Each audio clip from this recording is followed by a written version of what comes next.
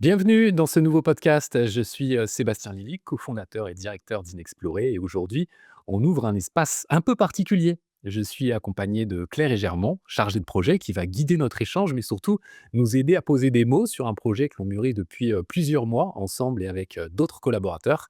Inexploré praticien. On est là dans un épisode très spécial puisqu'on va vous présenter ce beau projet en s'intéressant aux ambitions que porte ce réseau, notamment celle de rassembler, de relier, de créer des ponts entre différentes pratiques qui ont beaucoup à s'apporter selon nous pour une approche holistique et multidimensionnelle du mieux-être. On vous dévoile aussi l'organisation et les petits secrets de ce nouveau réseau. En bref, on vous invite, le temps de cette émission, à entrer dans les coulisses et dans l'histoire d'Inexploré Praticien, un projet qui nous tient vraiment à cœur. Vous allez le découvrir avec nous.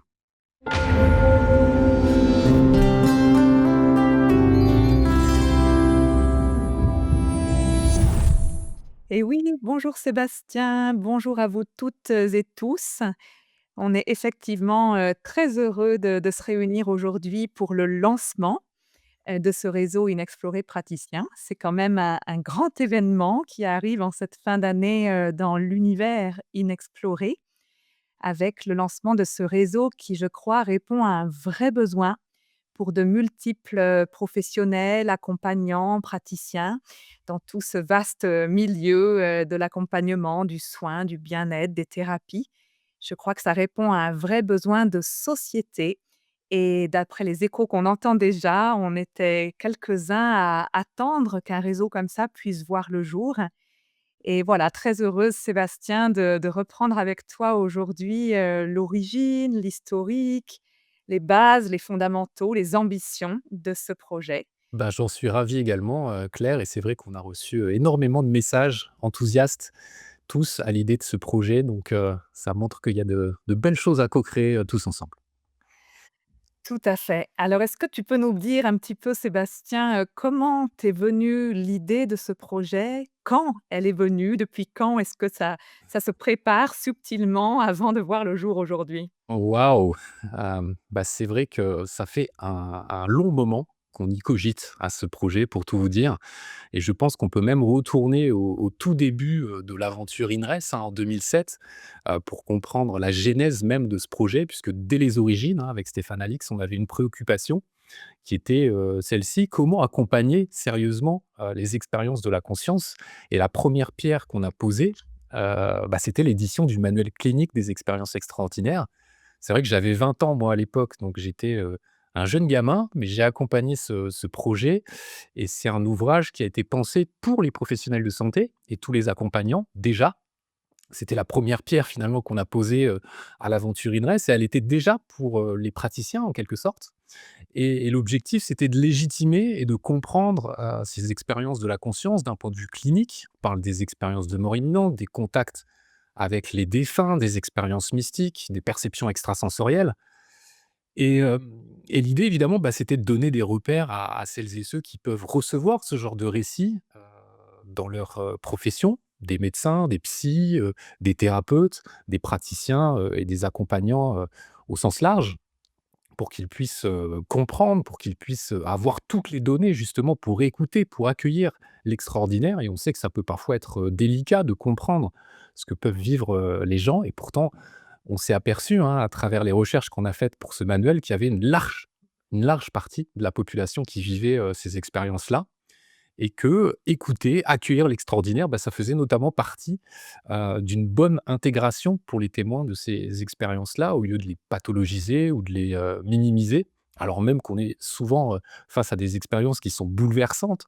Donc petit à petit, on s'est rendu compte de 2 choses. La première, c'est que toutes ces aventures nous mènent sur un chemin qui est celui de la quête de sens et de la quête spirituelle, finalement, et vu le paradigme asséché dans lequel on vit, je pense qu'on a besoin réellement de réinventer notre lien, aux autres, notre lien à nous-mêmes, voire notre lien à la nature, au monde et à l'univers tout entier. Et dans cette, dynamique-là, on voit qu'il y a des résonances justement, que la question du lien, du sens, que les questions spirituelles sont vraiment au cœur de notre projet Inexploré Praticien. On va le découvrir, encore plus tout à l'heure, et la seconde chose importante, qu'on a découverte au fil de nos expériences, c'est que l'invisible, vient façonner quelque part le visible. C'est-à-dire qu'il y a un dialogue entre corps et psyché, entre corps et âme. Et si on entre dans les détails finalement de tout cela, on observe des interactions qui sont évidentes finalement entre le corps physique, le corps énergétique, nos émotions, le mental et puis évidemment, d'autres champs qui nous semblent plus grands, sans doute, plus mystérieux encore, mais une forme de corps karmique ou de corps spirituel, voire d'inconscient et ce même inconscient finalement pour boucler la boucle, ces mêmes mémoires karmiques sont aussi en lien avec notre corps physique. On le découvre finalement, notamment quand on s'intéresse à toutes les pratiques, et on va le découvrir là encore, tout à l'heure. Alors évidemment, si nos corps et si la réalité est multidimensionnelle et ça aujourd'hui, bah, j'en suis convaincu et je m'en suis rendu compte moi-même à travers, des expériences et puis, une quête de solutions, hein, pour mieux vivre, eh bien, ça change quand même beaucoup de choses et ça change notamment notre manière d'accompagner et quelque part, bah, c'est tout ce chemin qui nous a amenés, à ce constat et on va dire au besoin de lancer un projet comme Inexploré Praticien. Mmh, très intéressant.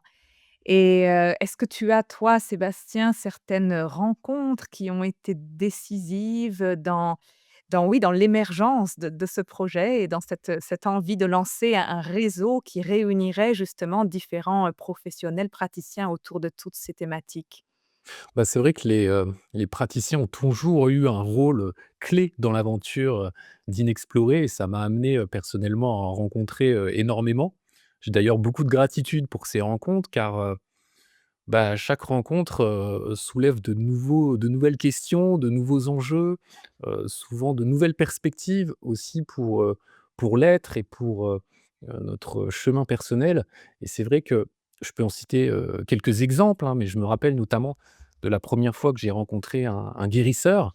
J'avais, 20 ans, et c'était dans un petit appartement, parisien au dernier étage. Vous savez, le genre de rendez-vous où on monte les escaliers en se demandant où on va bien atterrir. Il n'y avait pas d'ascenseur, chaque marche résonnait de plus en plus fort et je suis tombé, nez à nez avec un homme qui était, très bienveillant, mais qui m'a posé aucune question, ce qui m'a, assez, surpris, hein, quand on a l'habitude, voilà, du corps médical, c'est vrai que les questions sont importantes. Lui semblait, déjà avoir réponse à ses propres questions et savait pourquoi j'étais là. Je lui ai quand même partagé rapidement mon problème. En l'occurrence, j'avais un problème de peau à l'époque, que la dermatologie, n'expliquait pas vraiment et ne guérissait pas vraiment et ce guérisseur m'a installé tranquillement, confortablement. Il a travaillé sur moi et puis quelques jours plus tard, mon problème avait, disparu sans aucune explication, rationnelle. Et c'est vrai que c'est troublant et on se dit: «Mais comment est-ce possible finalement qu'on ne connaisse pas davantage, ces gens-là qui peuvent nous aider?» Alors on peut, se poser la question de l'interprétation, mais on peut se dire aussi: «Ça marche et donc allons-y». Et puis, c'est vrai que j'ai fait d'autres rencontres, par exemple chez une astrologue, je m'en souviendrai, toute ma vie puisque quand je me suis, assis, elle a décrypté mon thème et elle m'a dit: «Et vous savez, votre thème, c'est du chaos à l'harmonie» et drôle de synchronicité, j'étais en train de travailler sur mon projet de documentaire que j'avais intitulé, très secrètement, personne n'était au courant à l'époque, «Du chaos à l'harmonie» et alors là, ça m'a posé mille et une questions. Il se trouve qu'effectivement, durant l'adolescence, j'ai vécu une nuit noire de l'âme qui était une expérience, assez initiatique pour moi, fondatrice. J'ai vécu un effondrement, de mes croyances, de mes repères et surtout différentes expériences aussi, extraordinaires qui m'ont, profondément marqué et là, l'astrologie portait un regard extrêmement précis, presque, au jour près, au mois près, sur tout ce que j'avais vécu à l'époque, sans rien connaître évidemment de ces détails et de mon histoire et c'était à la fois très surprenant, mais très aidant, parce que ça offre des clés de lecture sur les forces qui nous gouvernent et finalement, ça nous aide à mieux comprendre le passé pour mieux se projeter dans l'avenir et ça, c'est passionnant et des exemples comme ça, c'est vrai que j'en ai, à l'appel. J'ai dû faire face à quelques allergies il y a, quelques années et puis à un moment, dans ma vie, j'ai découvert que l'ayurvéda et la naturopathie pouvaient justement, nous aider à personnaliser notre alimentation pour avoir un régime alimentaire anti-inflammatoire, mais surtout qui nous correspondent vraiment, qui correspondent à notre nature profonde. Et puis en parallèle, j'ai expérimenté la méthode NIGHT, qui est une technique, énergétique et vibratoire pour se désensibiliser des énergies, et les 2 ou 3 combinés, eh bien, devinez quoi? Ça a tellement bien marché que j'avais plus aucune allergie, quelques semaines ou quelques mois plus tard. Et c'est vrai que quand on commence à appréhender un petit peu toutes ces techniques, qu'on commence à les associer, j'ai l'impression qu'il y a un avant et un après, parce qu'on peut travailler justement sur tous ces corps dont on a parlé, le corps physique. Là, en l'occurrence, l'Ayurveda sait très bien le faire, que ce soit avec des massages ou des conseils, alimentaire, la naturopathie aussi, et puis, l'énergétique ou l'informationnel avec la méthode NAET en l'occurrence, mais il en existe d'autres, pour répondre à une problématique qui était celle des allergies. Mais quand je discutais avec l'un ou l'autre des praticiens, évidemment, ils m'ont jamais parlé des autres techniques. Ils me parlaient de la leur, qu'ils connaissent par cœur, mais je me suis rendu compte qu'en associant des techniques, on peut aller encore plus loin. Et évidemment, de fil en aiguille, en explorant aussi le champ de la psychothérapie avec la mémoire cellulaire, le transgénérationnel, les constellations familiales aussi, bah, je me suis rendu compte qu'on pouvait, ouais, si ce n'est pas guérir, au moins se réconcilier avec, nos blessures du passé, et ça participe vraiment à un mieux-être global. Et puis, voilà, on peut citer, d'autres exemples, mais c'est vrai que j'ai expérimenté la géobiologie, pour ma propre maison, afin de faire attention à la puissance de certains courants d'eau, au rayonnement, électromagnétique qui se cache ici et là, et c'est vraiment très aidant, et je pense que vous êtes beaucoup, qui nous écoutez aujourd'hui à avoir testé un certain nombre de ces techniques, et c'est très aidant, mais il y a aussi un certain nombre de choses très frustrantes, notamment, du côté du grand public, c'est qu'on manque de clarté finalement sur ces sujets. On ne sait pas quelle pratique est bonne pour nous, à quel moment. On a peur de tomber sur un charlatan parce qu'on sait bien que c'est des pratiques, non institutionnelles, et que l'expérience y joue pour beaucoup. Enfin l'expérience, et encore, qu'est-ce qui joue? On sait pas trop. On ne sait pas quel est le tarif, s'il est raisonnable ou non d'une pratique à l'autre, et il n'existe aucun annuaire de confiance, donc on se laisse porter au gré du vent. Moi, j'ai eu la chance de me laisser porter surtout, par, les recherches qu'on a pu faire avec Inexploré, et d'ailleurs, ça me fait penser à une statistique et à une étude qui a été faite par, Rezalib, je crois. 34 des Français ressentent un déficit d'information sur les questions du mieux-être et des pratiques complémentaires, et je trouve ça énorme parce que, je ne sais pas quel est le pourcentage réel des Français, qui comment dire? Qui pratiquent, mais si on a déjà 34 qui ressentent un déficit d'information, ça veut dire qu'il y a un vrai intérêt, mais qu'il y a aussi un vrai flou, finalement, derrière ces questions, et je pense qu'Inexploré, voilà, peut participer à y répondre. Donc c'est une des motivations, qui nous a conduit à lancer Inexploré Praticien. C'est parce que on peut inventer un espace intermédiaire de confiance entre le grand public et les professionnels, pour justement développer, cultiver une forme de pensée globale, une approche holistique qui nous permet justement de créer des ponts, des passerelles, entre les pratiques elles-mêmes, avec le public, peut-être avec d'autres acteurs, d'autres partenaires, pour, faire émerger un écosystème, sérieux de praticiens qui soient, tournés vers bah, l'ambition justement de grandir, d'apprendre, et d'explorer ensemble ces sujets pour mieux vivre, hein, tout simplement. Donc c'est vrai que ce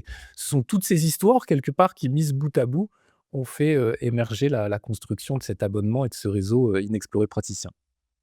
D'accord, magnifique, parce que c'est vrai qu'Inexploré a déjà participé depuis sa création, depuis plus de 20 ans, à mettre en lumière toutes ces pratiques, à les explorer, à les rencontrer, tous ces guérisseurs et autres dont tu parlais.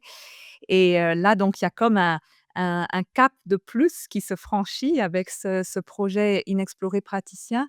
Et donc pour toi, le justement, une ambition, un objectif de mettre davantage de clarté, d'apporter, du discernement et comme tu disais, de faire se rencontrer ces praticiens et ces pratiques. Ça, je crois que c'est, au cœur de ce que tu souhaites pour ce projet. Ouais, je pense qu'on a besoin de cultiver des synergies qui nous permettent de grandir, d'apprendre. et le but finalement, c'est d'éviter que chaque, pratique soit repliée sur elle-même, mais puisse au contraire, je pense, se déployer pleinement. Et quand on regarde ce champ, hein, dont on a parlé, je l'appelle multidimensionnel, on pourrait dire holistique, et bien quand on regarde ce champ qui est devant nous, on se rend compte que les passerelles, elles sont évidentes avec les autres pratiques ou du moins nos autres corps et que du coup, les interactions existent et que si on vient s'y intéresser, on va pouvoir justement, inventer de nouvelles alliances, trouver de nouveaux alliés et je pense que ça peut faire boule de neige justement, que ce soit pour aider les praticiens eux-mêmes sur leur chemin, mais aussi évidemment le grand public. Donc oui, je crois que c'est vraiment un des objectifs dans un monde qui a tendance à nous séparer, à nous diviser, à créer des clivages et effectivement, on sait que même à travers nos communautés, les guéguerres de chapelle existent et c'est, sain que chacun, hem, comment dire? Heu, prenne soin de sa chapelle. Mais je pense qu'on peut se tourner vers un paradigme où, finalement, on n'est plus, dans une division, mais on est plutôt face à un écosystème qui vient se nourrir, qui vient développer heu, voilà, des collaborations, des partenariats et ça va participer, je pense, à plus de lumière sur ces sujets, plus de compréhension, moins d'opacité et donc oui, cette transparence ne peut avoir que du bon finalement pour les uns et les autres, je pense, mais ça demande aussi voilà, de se distancier un peu des peurs qu'on peut avoir parce que c'est vrai qu'associer un certain nombre de mots-clés ou de pratiques qui sont parfois un petit peu éloignées, c'est normal, ça suscite aussi une interrogation qui est bien logique. Et oui. Oui et comme tu me disais un jour, hors antenne, Inexploré a participé à ouvrir les esprits, hein, c'est le slogan: «Ouvrez votre esprit» et aujourd'hui, on peut constater à quel point les esprits se sont ouverts depuis quelques décennies et c'est magnifique, hein. Tu vois, quand on voit toutes les comment la conscience humaine a évolué, comment beaucoup d'entre nous avons aussi, ouvert nos perceptions et cetera. Et en même temps, comme on l'a souvent discuté toi et moi, parfois ça s'est aussi ouvert un peu tous azimuts, un peu pour le meilleur et pour le pire, un peu on ne sait plus trop dans quelle direction et est-ce que ça a réellement, servi un meilleur équilibre global? Ou est-ce que parfois au contraire il n'y a pas eu quelques pots cassés, quelques quelques remises en question à avoir quand même avec cette grande ouverture qui a marqué, finalement notre société tout entière ces dernières décennies. Bah, il y a un processus qui me semble assez naturel effectivement et qui est tourné vers l'expérience de l'individu, l'expérience de tout un chacun et ça nous invite aussi à plus de discernement et je crois qu'effectivement c'est ce moment qu'on vit, à l'heure actuelle, c'est ce moment où on se rend compte que finalement, bah, tout ça peut marcher, mais j'en ai pas parlé, parce que moi j'ai eu la chance d'avoir un chemin différent, mais il y a plein de fois aussi où ça marche pas du tout, où c'est un petit peu où justement les pratiques sont peut-être, comment dire? Déroulées d'une façon un petit peu brouillonne, où on trouve pas les bonnes personnes, où on retombe dans une impasse thérapeutique. Pourquoi? Et toutes ces questions-là, finalement, elles émergent, hein, à travers, la pratique des uns et des autres, mais elles ne remontent pas et on n'en parle pas aussi à travers un vecteur d'information et du coup, bah, les expériences restent isolées et c'est dur d'apprendre justement pour reconsidérer un petit peu ces grandes questions et c'est aussi un des objectifs de ce réseau, c'est de faire remonter les expériences, de faire remonter les informations, d'avoir cet effet, laboratoire pour se questionner ensemble, se remettre en question et et apprendre et trouver, bah, des solutions justement pour avoir comment dire? Des effets thérapeutiques plus concrets, palpables et où chacun est responsabilisé dans sa mission, que ce soit le praticien ou le ou le client. Et oui. Mmh. Et oui, c'est vrai que dans les constats, sur lesquels toi comme moi on est parti et qu'on a basé ce projet, il y a eu autant un constat par rapport à ce qui concerne les praticiens que certains des jeunes praticiens notamment ont pu voir leur perception, leur capacité se développer et puis s'emballer aussi dans ce courant-là, se dire: «Ben, super, j'ai envie de vivre de mes dons, de me lancer, d'en faire un métier».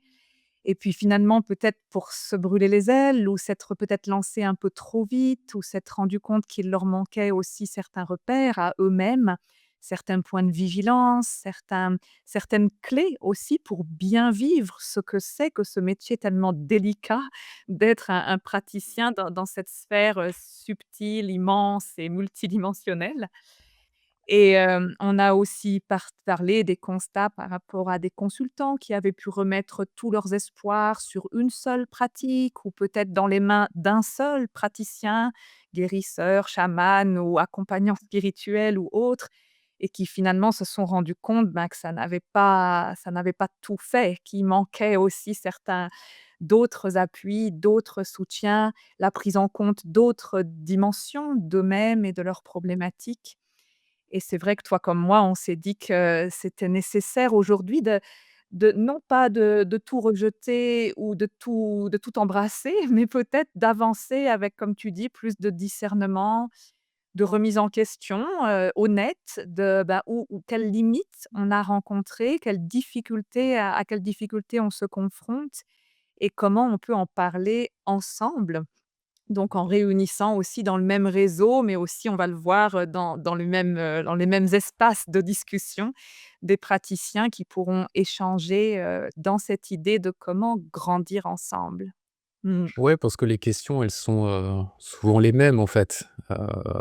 En tout cas, beaucoup de pratiques se posent, les mêmes questions, n'ont pas toujours les mêmes réponses, mais avancent vers une direction commune qui est celle d'aider finalement, le patient, le client pour, voilà, l'aider à faire son propre chemin, à lever ses propres ressources d'auto-guérison.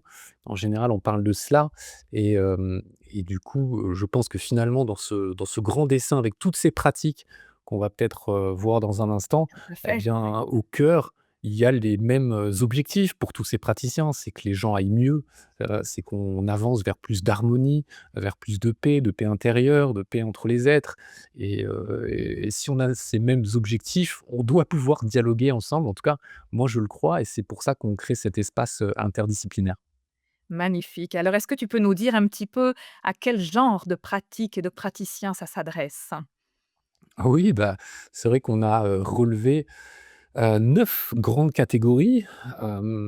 Les approches corporelles, on parle de l'acupuncture, de l'ostéopathie, du yoga, du shiatsu, de la danse-thérapie, voilà, de la somatopathie et cetera. Enfin, de toutes ces techniques-là, il y a aussi les thérapies brèves, une autre grande catégorie avec l'EFT, l'EMDR, la kinésiologie, peut-être la respiration holotropique. On parle aussi d'une autre catégorie que sont les techniques énergétiques et vibratoires avec, le magnétisme, avec, peut-être le tai chi, la sonothérapie, et puis, la musicothérapie ou d'autres, pratiques du genre. On parle des soins naturels avec, évidemment la naturopathie, la médecine chinoise peut-être, la gémothérapie, la phytothérapie et bien d'autres techniques. En fait, on se rend compte d'ailleurs que bon, il faut pas forcément mettre des étiquettes, hein, sur chaque pratique parce que, ces disciplines-là ont souvent plusieurs cordes, à leur arc et on essaie justement de décrire quelque chose qui, comme je l'ai dit tout à l'heure, ressemble plutôt à un écosystème forestier que, à une bibliothèque, de livres bien rangés. Mais il y a aussi l'harmonisation des lieux qui est un autre, pan finalement de toutes ces pratiques avec la bioénergie de l'habitat, la géobiologie, la radiesthésie. On parle des langages sacrés aussi avec la numérologie, la tarologie, l'astrologie, l'human design, les guidances spirituelles aussi avec la médiumnité, la voyance, et puis évidemment il y a toute la branche des psychothérapies avec la psychologie transpersonnelle, la psychanalyse, la gestalt thérapie, la psychogénéalogie et puis avec toutes les ramifications que chacun peut imaginer et puis entre tout ça, il y a plein de choses que j'ai oubliées comme l'hypnose, la PNL, la sophrologie, la cohérence cardiaque, des outils un petit peu supplémentaires comme ça que chacun greffe à son, comment dire? À son éventail de pratiques, parce que parfois les praticiens eux-mêmes ont ont aussi, 1 ou 2 pratiques, dans leur quotidien et donc c'est vrai qu'on parle de toutes ces pratiques-là avec cette idée justement de cultiver des synergies entre toutes ces pratiques-là et surtout, que chacun puisse bien comprendre en fait quels sont les enjeux d'une pratique. Parce que souvent une pratique répond à des enjeux très, très forts, mais encore faut-il les connaître et voir comment créer des ponts, nouveaux.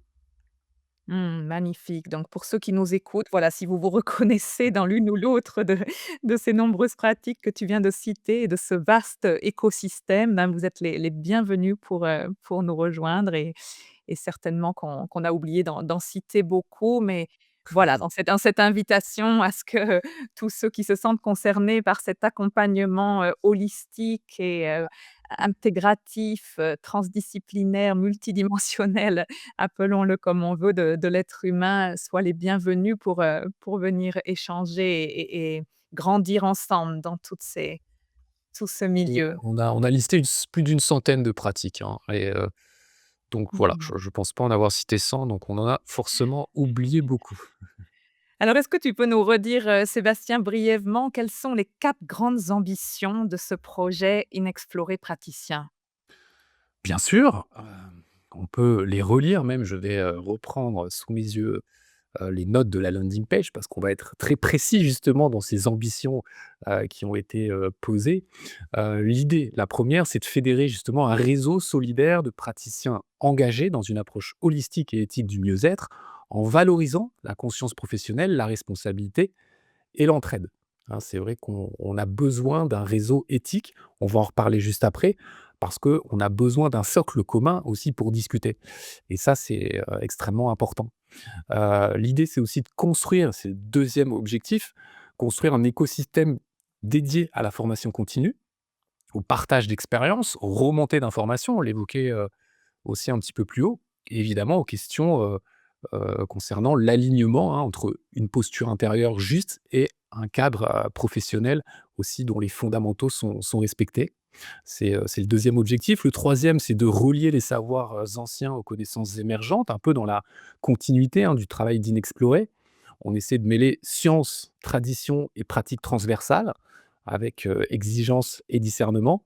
Et puis le 4e objectif, bah, c'est celui d'explorer l'invisible, l'extraordinaire, les états modifiés de conscience, afin de comprendre et surtout dans une recherche en fait d'intégration et de bénéfices concrets au quotidien pour, voilà, que ce soit utile aussi dans nos vies, dans la matière, et je pense que ces 4 objectifs d'ailleurs sont le reflet d'une spiritualité qui est vraiment ancrée dans le quotidien pour, justement avoir un impact dans nos vies et évidemment améliorer l'accompagnement, des uns et des autres.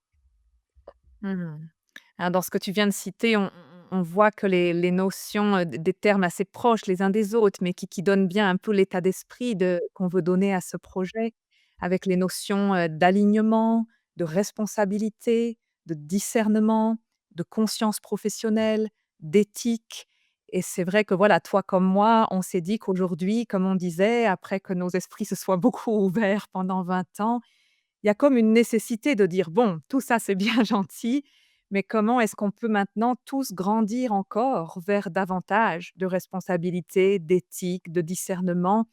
pour que finalement toutes ces pratiques soient réellement, bienfaisantes et servent un meilleur équilibre, pour tout un chacun. Ouais, c'est sans doute l'immense paradoxe aussi de notre époque, hein. On n'a jamais eu autant de praticiens, je pense, de thérapeutes, de techniques, de soins, inventés, et pourtant, collectivement, c'est vrai qu'on n'a jamais été aussi, fragmentés, divisés, Mmh. et donc l'idée de cette éthique partagée, c'est surtout de poser un socle commun, hein, qui soit un référentiel éthique, déontologique, transversal, commun entre toutes les disciplines, afin justement qu'on puisse travailler ensemble une posture juste, asseoir ses limites, poser, un cadre et éviter justement, les dérives, les improvisations et tout ce qui peut nuire, tout ce qui peut décrédibiliser aussi à terme ces pratiques. Parce que si elles sont pas, efficaces, ou si elles sont, laisser, voilà, au bon vouloir de chacun ou à une forme de d'aléatoire, bah, ce qui se passe, c'est que beaucoup de clients ou beaucoup de patients peuvent être déçus, les institutions vont s'inquiéter, les professionnels de santé ou les médecins, bah, n'arrivent pas à créer des ponts, qui soient, comment dire? Raisonnés et raisonnables, et du coup, il y a un décrédit qui est jeté sur ces pratiques, et nous, c'est vrai qu'avec Inexploré, et quand on sait le potentiel qu'il y a derrière chaque pratique, on a plutôt à cœur de les légitimer, et ça demande de passer par, voilà, ce grand travail qu'on va faire, ensemble, du moins avec les personnes, intéressées pour nous rejoindre. Et oui, tout à fait. et pour commencer pour lancer ce réseau, on a déjà commencé donc à réfléchir, à établir un peu quelle serait no la charte éthique et déontologique qui va servir de socle, de base fondamentale pour notre projet, et qu'on a essayé, voilà, d'établir de manière transversale, qu'elle puisse, concerner tous les praticiens, quelle que soit leur discipline, quelle que soit leur casquette, qu'ils puissent à la fois, se reconnaître et s'engager dans le respect de ces principes éthiques, et qu'à partir de cette base commune, on puisse, avancer ensemble dans d'autres projets et espaces d'échange et cetera. Ouais, on n'invente rien, hein. C'est vrai que le code de conduite professionnelle, il existe déjà dans beaucoup de pratiques référencées, hein. Mais il y a aussi tout un nombre d'autres pratiques, qui n'en ont pas, et c'est pourquoi c'est essentiel pour nous de créer ce socle commun. C'est-à-dire que, bon, il y a certaines pratiques qui pourraient peut-être même se passer de cette, charte qu'on pose, nous, sur la table, parce qu'elles ont déjà leur référentiel et finalement il est très, très proche du nôtre. Mais il y a un nombre de pratiques aussi qui n'ont pas de charte et de code de bonne conduite professionnelle, et du coup, ce qu'on construit là, bah, c'est finalement un engagement qui nous permet d'avoir une éthique personnelle, irréprochable en tant que praticien. C'est vrai que le praticien a besoin de s'engager, sur lui-même, sur sa posture, sur sa santé, sur son équilibre émotionnel, sur une formation continue s'il a envie d'aider les autres. Ça paraît normal, mais c'est important qu'on le souligne. Il a besoin aussi de poser un cadre, clair et protecteur pour les consultants. C'est-à-dire qu'il doit y avoir un consentement qui soit très éclairé sur ce qui va se passer, pour que le consultant puisse, voilà, être rassuré sur son intégrité physique, psychique, sur ce qui va se passer. Et puis évidemment, on a besoin aussi de placer l'ensemble des acteurs, dans une dynamique de coopération au cœur de ce réseau avec les autres praticiens. Et ça veut dire, voilà, faire preuve de bienveillance, éviter effectivement les guéguerres, les rivalités, les calomnies ou que sais-je, pour qu'on soit là pour s'apporter mutuellement. Il faut que ce soit un engagement qui soit pris. Après, chacun est libre de rentrer dans cette aventure ou non, mais elle nous permet ensuite, bah, de construire des événements ou d'autres activités qui sont faites avec ces fondamentaux-là. Et oui, tout à fait. Puis comme on se l'est dit ensemble, voilà, on a tout à fait aussi à cœur d'explorer ces sujets de l'éthique, de la déontologie avec les praticiens qui vont nous rejoindre, qu'on puisse justement se questionner ensemble, parce que finalement, c'est pas évident de savoir qu'est-ce que c'est qu'un alignement juste, qu'un professionnalisme bien placé dans ces milieux-là. Qu'est-ce que c'est que le bon usage de nos capacités intuitives, médiumniques, etc. Comment je les offre au monde, comment je les partage avec mes patients, mes consultants, sans pour autant, imposer ou je ne sais quoi. Donc finalement, c'est aussi un espace de réflexion, hein, qu'on propose et qu'on ouvre pour, débattre de tous ces sujets, ensemble et les clarifier ensemble, parce que c'est quand même, effectivement complexe. Mmh. Ah bah, très complexe, ouais. D'ailleurs, cette charte, hein, dont on parle, c'est le fruit de nombreux mois de réflexion, de dizaines d'intervenants qui ont, mis aussi leur regard dessus, et nous, on est là plutôt pour proposer une synthèse, sur une colonne vertébrale justement, qui réunit, un maximum de gens sur des fondamentaux. Rien de plus, rien de moins, mais effectivement, on est sur des pratiques qui, pour beaucoup, sont non institutionnelles, donc qui demandent, une forme d'apprentissage, sur le terrain, une forme de sagesse au fil du temps, de l'expérience, une certaine exploration de soi, des questions liées à l'invisible, mais aussi à la conscience, au corps humain. Ça demande aussi de bien connaître notre corps, notre physiologie, nos mécanismes pour pas se perdre dans différents biais, et c'est vrai que cette démarche, elle est complexe. Ouais, c'est le mot qu'on peut utiliser si on veut pas employer d'autres mots plus, encore plus compliqués. Oui, tout à fait. Alors concrètement, Sébastien, qu'est-ce qui va être proposé aux praticiens qui nous rejoignent dans ce réseau? Sur quel outil on va s'appuyer pour répondre à ces ambitions? Bah, dans un premier temps, la plateforme, va être disponible dès le 17 décembre pour tous les abonnés. Il va falloir être patient avec nous parce qu'on a préparé le terrain pendant des mois et là, on vient juste de poser, quelque part la dalle en béton qui va supporter, la maison ou plus qu'on va construire, tous ensemble et évidemment, la première chose sur laquelle on s'engage, ce sont des podcasts. On va vous proposer des podcasts, chaque semaine ou presque, avec l'idée, de proposer des conseils de thérapeute aux thérapeutes, des études de cas cliniques, des décryptages de pratiques. On va se questionner justement sur l'éthique et sur la posture. On va écouter l'extraordinaire dans ce qu'il a de plus aussi, incroyable et parfois challengeant. On va faire des interviews croisées et tout ça, ça va être la dimension podcast. C'est-à-dire que chaque semaine, vous serez effectivement, nourris, d'informations. Je dois dire aussi que vous profitez, hein, en tant qu'abonné à Inexploré Praticien, de tout notre univers numérique d'Inexploré. Donc vous profitez aussi d'Inexploré Digital et d'Inexploré TV, ce qui vous fait effectivement, pas mal de choses à, à profiter chaque semaine. Et puis, dans un second temps, on va venir élaborer, des événements, notamment des cercles d'échange de pratiques en ligne. Ça pose un certain nombre de défis sur lesquels on travaille actuellement, mais on va essayer de vous proposer ça très vite, avec d'autres événements aussi, pour qu'on puisse travailler justement sur des questions, sur des problématiques, sur des enjeux et qu'on soit dans cette, logique de formation continue. Mmh. Et dans ces cercles d'échange de pratiques que nous sommes en train de mettre en place, il y a vraiment cette invitation à ce que différents praticiens viennent se rencontrer dans des espaces à huis clos, qui ne sont que confidentiels et où dans lesquels on va pouvoir, déposer peut-être des difficultés qu'on rencontre, des nouveaux cas qui apparaissent dans nos cabinets, des questions qu'on se pose et partager ensemble des clés, des ressources. Et ça, je crois, d'après tout ce que j'entends dire, de tous côtés, que ça répond aussi à un réel besoin pour les praticiens d'être en lien avec leurs pairs et de pouvoir, oui, sortir peut-être d'un certain isolement et venir dialoguer ensemble, rencontrer d'autres qui ont peut-être les mêmes problématiques, qui ont peut-être trouvé d'autres clés, d'autres ressources pour y répondre, qui ont peut-être une pratique complémentaire à la mienne et qui pourrait être, largement intéressante pour mes patients. Voilà, de pouvoir, échanger dans ces espaces, privilégiés de rencontres avec des pairs.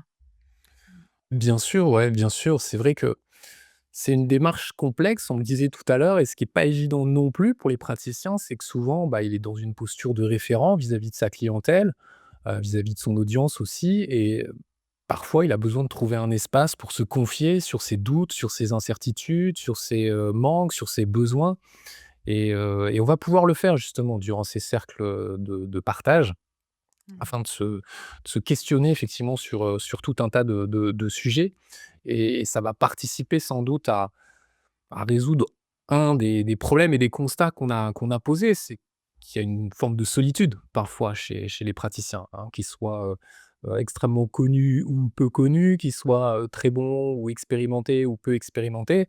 Souvent, bah, ce sont des indépendants, et avec beaucoup de contraintes, avec, des fois des agendas extrêmement remplis.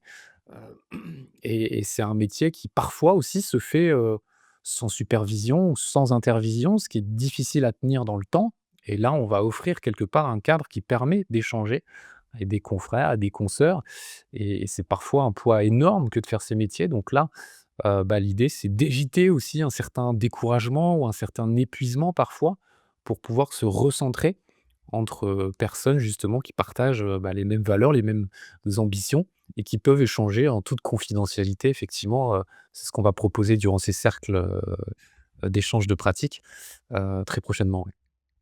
Magnifique. Et on sait voilà, on a aussi à cœur d'offrir des contenus qui soient pas seulement de l'information, de la connaissance, mais qui soient aussi des clés, des peut-être des conseils très concrets qui vont pouvoir, aider les praticiens dans leur, équilibre au quotidien, dans leur propre aussi, avancée, hein, de chemin sur ce de chemin de soi, de travail sur soi, d'harmonisation de leur propre sphère et voilà, tout ce que ça représente d'être, un praticien dans ces domaines-là. Il y a bien aussi besoin de prendre soin de soi et on va essayer aussi d'apporter, voilà, de belles ressources dans ce sens. Comment le praticien peut se ressourcer, comment il peut trouver du soutien, comment il peut, voilà, faire face à certaines problématiques qu'il peut rencontrer sur des plans tout à fait concrets, professionnels, organisationnels et cetera, comme sur des plans, très subtils et énergétiques et cetera. Oui, c'est vrai qu'on a listé, 6 dynamiques qui nous semblent importantes pour trouver, du soutien de qualité. On va essayer de proposer des conseils pour se réaligner, des astuces de gestion et de communication, une sorte de boîte à outils ou de culture G du thérapeute aussi pour être un praticien, éclairé. On va proposer des idées pour se ressourcer, et puis on essaiera aussi de mettre en place, justement des connexions professionnelles au-delà des cercles d'échange de pratiques pour que justement on puisse travailler sur cette question des alliances. Voilà, vous aurez aussi accès à différents, partenaires qui nous semblent clés, mais tout ça, ça va se faire avec le temps, vous l'avez compris, puisqu'on ouvre, un espace qui est à co-construire. Donc si jamais vous avez des idées, n'hésitez pas à nous écrire sur notre site ou sur nos réseaux sociaux pour nous les partager et puis on essaiera, de mettre en œuvre tout cela, avec vous parce que l'idée, c'est pas d'arriver avec un projet aussi, déjà bouclé et terminé avant même de l'avoir commencé. C'est qu'on puisse voir comment répondre au mieux dans une époque aussi qui nous demande d'être agile, flexible et parfois on se questionne aussi, hein, sur les bons supports ou sur les bonnes choses à mettre en place. Donc vous allez nous aider aussi à répondre à toutes ces questions pour qu'on soit au plus juste des attentes. Mmh, tout à fait. Alors concrètement, pour rentrer dans le réseau, pour en faire partie, comment ça se passe? Est-ce que tu peux nous éclairer un peu sur ce sujet? Nous avons conçu différents niveaux d'engagement. Est-ce que tu peux nous en parler? Ouais, c'est vrai qu'on a parlé de paliers et non de niveau finalement, mais bon, tout ça est un peu la même chose. L'idée, c'est de créer, un réseau qui soit accessible à tous, hein, à tous les praticiens, quelle que soit, votre expérience, vous êtes les bienvenus. Mais, on a créé des paliers qui sont surtout des paliers qui vont, offrir différents espaces, qui vont permettre différents accès, si je puis dire. Donc le premier palier, c'est vous êtes abonné, l'abonnement est à 17,90 € par mois. Vous rejoignez la communauté, vous accédez donc au réseau, vous allez bénéficier des podcasts, des futures ressources, de toutes nos actualités. Vous profitez aussi donc de tous les univers inexplorés, au format numérique et puis après, il y a un deuxième palier qui est déjà un peu plus impliquant. Si vous souhaitez notamment participer, aux événements, vous allez passer un entretien préalable avec notre comité déontologique pour qu'on puisse s'assurer ensemble, hein, vous comme nous, qu'on partage ce fameux socle commun dont on va parler, les valeurs, l'éthique, la déontologie, un minimum d'expérience pour travailler avec les confrères et les consoeurs lors des événements, puisque c'est le but, ce qui va permettre une cohérence justement de groupe dans les dynamiques de travail sur ces événements. Et ce pourquoi justement à la sortie de cet entretien préalable, s'il est, favorable, on vous demandera de signer une charte, éthique et déontologique qui reprend, les points, qu'on a évoqués, hein, un peu plus tôt dans la discussion. Et puis, on aura un troisième palier qui va venir, plus tard. On n'est pas encore prêt, pour ce palier. On vous le proposera, d'ici quelques mois, j'espère. On est en train de le construire, mais l'idée, c'est que toutes les personnes qui soient référencées puissent être aussi affichées dans un annuaire de confiance afin justement de créer cet espace dont on parlait, hein, au tout début, entre les professionnels et le grand public et pour ça, on a encore du travail sur la définition des fondamentaux, des pratiques, sur comment on va présenter cet annuaire, sur comment, les uns et les autres vont s'engager.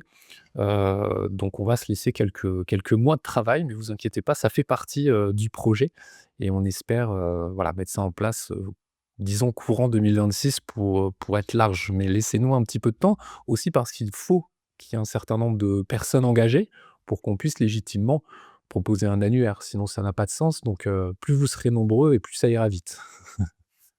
Tout à fait et bienvenue pour nous rejoindre dès maintenant et effectivement faire part de vos réflexions, de vos propositions et de vos envies, de vos besoins.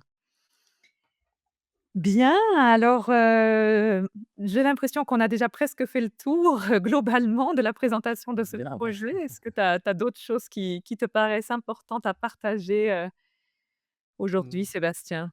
En tout cas, vous êtes les bienvenus dans cette aventure, hein, si vous vous reconnaissez, en tant que praticien, on a vraiment besoin de votre aide, de votre soutien, hein. C'est un projet qu'on lance après, des semaines, des mois de réflexion, mais voilà, chaque, soutien est précieux. Soutien financier aussi parce que vous nous permettez, de faire vivre, cette aventure, de construire les supports qui vont être, les supports de demain, la plateforme de demain avec cette interactivité dont on parle et puis ça va nous permettre de bâtir, de construire des événements aussi en présentiel aussi. Donc vraiment n'hésitez pas à en parler aussi autour de vous, hein, à votre réseau, à vos propres réseaux, que ce soit professionnels ou autres. Si vous connaissez des gens qui peuvent être intéressés, c'est le moment de leur confier, la naissance de ce projet. On démarre un nouveau cycle, hein, paraît-il. On est en année 1 en 2026, selon la numérologie et effectivement, bah, on arrive avec ce projet. Donc espérons justement qu'il se construise sur des bases, solides pour qu'on puisse, bah, vous réserver de belles surprises et de belles choses dans les mois à venir. Voilà ce que j'ai envie de dire. Venez nombreux dans ce projet.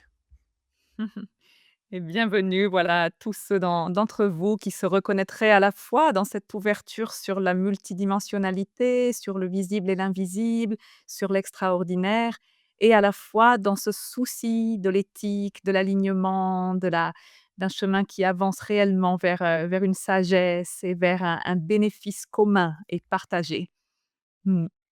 Absolument. Bah, merci beaucoup Claire pour Merci l'animation Sébastien. et pour, la présentation de ce projet avec moi. Venez nombreux dans cette aventure et puis on se dit, à très bientôt alors À pour très de bientôt. nouvelles aventures et de nouveaux podcasts. Chaque semaine désormais ou presque, vous allez profiter de nouveaux podcasts sur Inexploré Praticien. Merci Claire, merci à toutes et à tous.